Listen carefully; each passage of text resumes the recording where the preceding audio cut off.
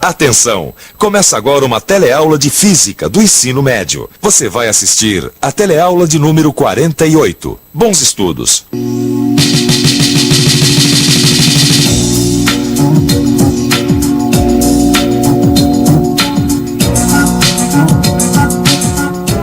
Olha só que absurdo! Novo teste nuclear no Oceano Pacífico. O mundo protesta, faz muito bem de protestar, é isso mesmo. O uso da energia nuclear sempre causou muita discussão. Agora, uma coisa é indiscutível: a capacidade que o núcleo atômico tem de gerar energia é realmente incrível. E para saber como isso é possível, só mesmo prestando muita atenção nesta teleaula de hoje, que vai ser muito mais do que interessante. Você vai conhecer um pouco mais sobre a estrutura do núcleo do átomo e sobre radioatividade. Vai descobrir que a energia nuclear tem várias aplicações e ainda vai conhecer os quarks, partículas que hoje são consideradas os menores componentes de toda a matéria do universo. Se segura aí, que hoje nós somos fundo nessa história de átomo.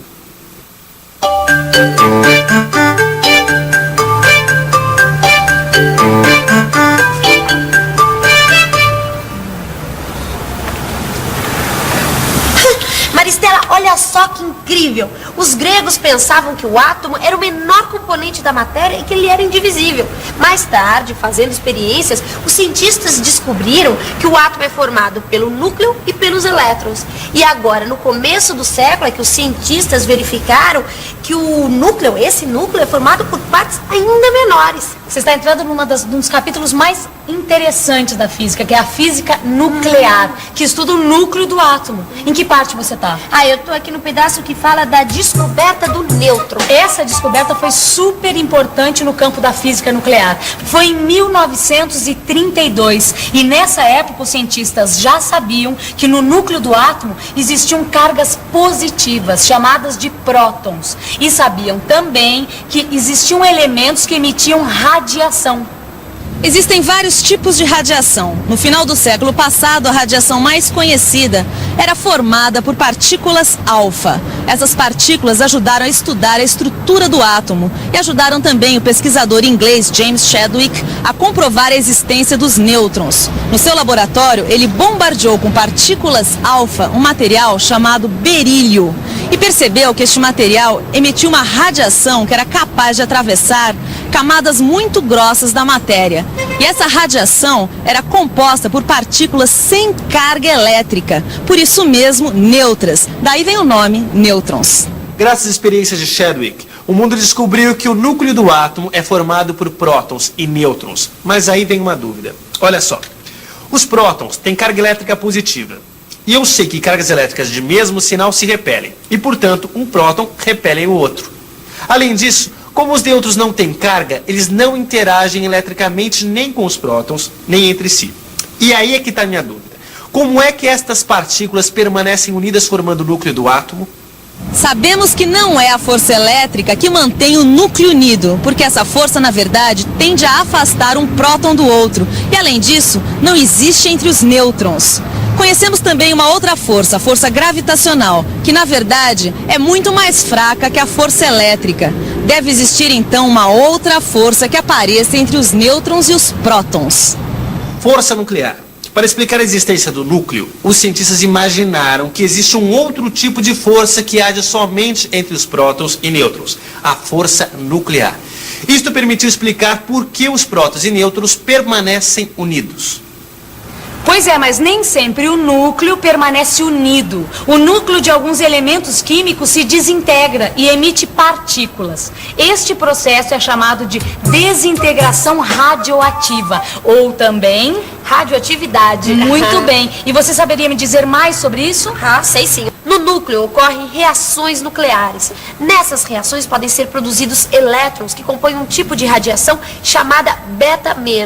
Esses elétrons são iguais aos que existem ao redor do núcleo, mas não são os mesmos. E existe outro tipo de partícula também produzida nas reações nucleares. São chamadas de pósitrons. Os pósitrons são muito parecidos com os elétrons, mas têm carga positiva. Essas partículas compõem a radiação beta+. Dá uma olhada nessa tabela que tem aqui, ó. Olha aí. A radiação beta pode ser positiva. Nesse caso, ela é formada por pósitrons. E pode ser negativa. Nesse caso, ela é formada por elétrons. A radiação alfa, muito usada nas experiências, é composta por partículas alfa, que são formadas por 2 prótons e 2 nêutrons. Quando o átomo de um elemento químico se desintegra emitindo radiação, na verdade ele está perdendo partes do seu núcleo. Nós já sabemos que o elemento químico é caracterizado de acordo com seu número atômico, ou seja, de acordo com o número de prótons que existem no seu núcleo. Vamos entender tudo isso melhor estudando o que acontece quando o urânio se desintegra. O urânio é representado pela letra U. No seu núcleo existem 92 prótons, isto é, seu número atômico é 92. Quando o urânio se desintegra, ele emite uma partícula alfa formada por 2 prótons e 2 nêutrons. Ao emitir uma alfa, este núcleo passa a ter 90 prótons, isto é, seu número atômico passa a ser 90. Bom, você deve estar se perguntando, e daí que o número atômico mudou? Daí que o número atômico é como se fosse a carteira de identidade do elemento. Se o número atômico muda, o elemento deixa de ser ele mesmo e passa a ser outro. Quando o urânio se desintegra, ele perde 2 prótons e seu número atômico passa de 92 para 90. E o urânio deixa de ser urânio e vira outro elemento, chamado tório, que tem número atômico 90. Incrível, né? Um elemento se transforma em outro. Incrível mesmo, hein, Maristela? O elemento se transforma em outro. Mas me diz uma coisa, o que acontece com a partícula? Partícula? É, a partícula alfa emitida. Ah, claro. As partículas alfa são emitidas com muita energia cinética, isto é, energia de movimento.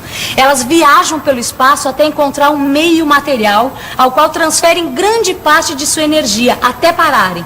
Quando elas param, elas capturam um elétron do meio, dando origem a um átomo de hélio, que fica preso no material. O problema é que antes de parar, a partícula alfa provoca uma ionização no meio. Isto é, ela sai arrancando elétrons dos átomos que se transformam em íons, ou seja, há átomos cujo número de cargas positivas é diferente do número de cargas negativas. Este é o perigo da radiação. Aí sabe, Maristela, eu só fico imaginando se esse meio material for o corpo humano. Aí eu não gosto nem de pensar. Quando as partículas alfa atingem o corpo humano, Rosinha, elas podem arrancar elétrons dos átomos que formam moléculas e assim danificam as células do organismo. Este é o lado feio da história do átomo. Mas a radiação também tem um outro lado, né? É isso mesmo, Rosinha. Agora, o uso controlado da radiação é muito útil na medicina, para fazer exames clínicos que ajudam a diagnosticar e a prevenir doenças. Ela é usada também no tratamento de doenças através da radioterapia. Nós estamos ao lado de um reator nuclear. E este aqui é o Instituto de Pesquisas Energéticas Nucleares de São Paulo. Nós vamos conversar agora com o professor Roberto. Professor, o que acontece nesses reatores nucleares? Este reator, a exemplo de outros reatores distribuídos no mundo, ele funciona baseado na fissão nuclear. Para que ocorra a fissão nuclear, é necessário que tenhamos uma fonte de nêutrons e um combustível, no caso, o urânio. Esses nêutrons emitidos pela fonte, eles vão, então, entrar no núcleo do urânio e vão provocar a chamada fissão nuclear. Esta fissão nuclear emite, então, uma energia muito grande. E qual a diferença entre o reator nuclear e a bomba atômica? O princípio, novamente, é o mesmo, ou seja, a fissão nuclear. Ocorre que num reator você pode controlar a fissão. Controlando a fissão, a quantidade de fissões, você pode controlar a potência do reator. Enquanto que numa bomba atômica você tem uma grande quantidade de fissão sem controle, ou seja, uma liberação de energia num tempo muito curto. Quer dizer, então, que essas explosões atômicas no oceano são resultado da ruptura dos núcleos de alguns elementos, sem que haja controle sobre a energia liberada. Interessante, e mais interessante ainda, é o que diz aqui neste livro. A energia do Sol também tem origem em reações nucleares. No Sol ocorre um processo inverso à fissão, chamado fusão nuclear. Isto é, os prótons presentes no Sol se juntam, ou seja, se fundem, e formam núcleos de um outro elemento químico chamado hélio. O resultado dessa fusão é a liberação de uma grande quantidade de energia, que se propaga pelo espaço, atingindo também a Terra. Nós existimos graças a essa energia. Sério? César Lattes. Eu não sabia que tinha um cientista brasileiro na história da física nuclear. Pouca gente sabe, Rosinha, mas em 1947, César Lattes foi um dos responsáveis pela descoberta de uma outra partícula, o píon. Mas é bom não confundir, o píon não faz parte do átomo. Ele é uma partícula que surge das colisões entre outras partículas e tem um tempo de vida curtíssimo. E como é que os píons foram descobertos? Foi assim, ó. Bom, como você sabe, a Terra é constantemente bombardeada pela energia solar. Bem, além dela, a Terra é atingida por raios cósmicos, que vêm do espaço interestelar. Bom, esses raios, são formados principalmente por prótons. Nossa, raios cósmicos, espaço interestelar, parece filme de ficção científica. Parece ficção, mas não é. É realidade mesmo. Olha só, esses prótons chegam à Terra com muita energia e ao colidir com átomos dos gases que compõem a atmosfera, ocorrem reações nucleares que dão origem a várias outras partículas. Bom, uma dessas partículas é o píon, que foi descoberto pela equipe do César Lattes, fazendo experiências no alto das montanhas. Eu já sei que os píons se desintegram em frações de segundo, mas o que acontece depois? É verdade, Rosinha. Os píons se desintegram, dando origem a outras partículas. E uma dessas partículas é o muon, que chega na superfície da Terra. Existe uma porção de muons passando por aqui neste momento. Este equipamento é chamado de telescópio de muons e foi construído para detectar essas partículas. Ele detecta os muons que passam pelo seu interior. Assim nós podemos saber que um muon passou por aqui e saber de onde ele veio. Elétrons, pósitrons, nêutrons, prótons e píons. Todas partículas subatômicas, ou seja, menores do que o átomo. Os gregos acreditavam que o átomo era indivisível e que não existia nada menor do que ele. Depois os cientistas descobriram que o átomo tem componentes menores do que ele e que esses componentes podem ser separados. Atualmente, eles descobriram que parece ser a menor porção da matéria, as partículas elementares. Vamos conversar agora com o professor Escobar, do Instituto de Física da Universidade de São Paulo. Professor, o que são essas partículas? As partículas elementares são os menores constituintes da matéria que nós conhecemos hoje. O elétron, por exemplo, é uma partícula elementar, mas existem outras. Certo, o elétron é uma partícula elementar, mas os nêutrons, prótons e píons? Nêutrons, prótons e píons não são hoje tidas como partículas elementares, mas sim constituídas por partículas mais elementares, que são os quarks. Quark up, quark down, por exemplo. Eu fico imaginando como que os cientistas fizeram para descobrir essas partículas elementares. Eles precisaram de muitos equipamentos para realizar medidas muito precisas e de aceleradores de partículas. Aceleradores de partículas? Os aceleradores de partículas, Rosinha, são equipamentos muito sofisticados, construídos com o objetivo de acelerar partículas como os prótons e os elétrons. Quando essas partículas estão em altíssima velocidade e, portanto, têm muita energia, elas colidem com um alvo ou com outras partículas. Dessas colisões surgem outras partículas. Estudando os resultados dessas colisões, os cientistas descobriram novas partículas, como os quarks. Opa, eu tô lendo aqui que o próton é formado por 2 quarks up e um quark down. Já o nêutron tem 2 quarks down e um quark up. Eu só me surpreendo com o átomo.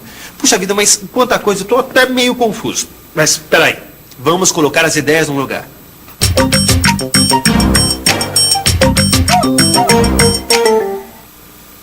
Os cientistas já sabiam que o núcleo do átomo era formado por prótons e nêutrons.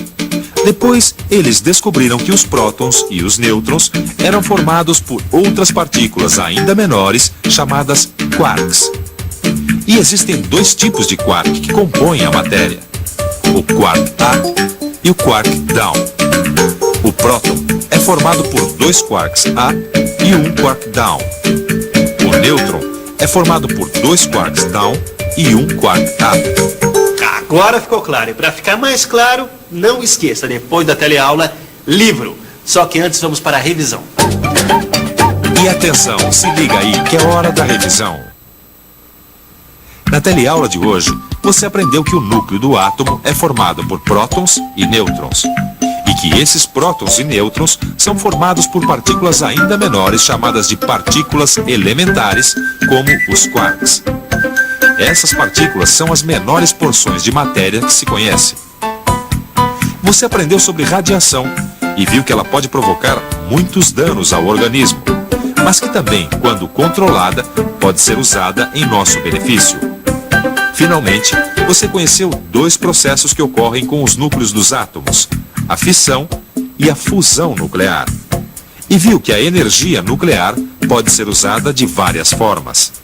É isso aí, não existem limites para a ciência. Com o avanço da tecnologia e a criatividade da mente humana, muitas descobertas ainda estão por vir. Na próxima teleaula a gente continua, onde nós vamos estudar sobre as ondas eletromagnéticas. Até lá!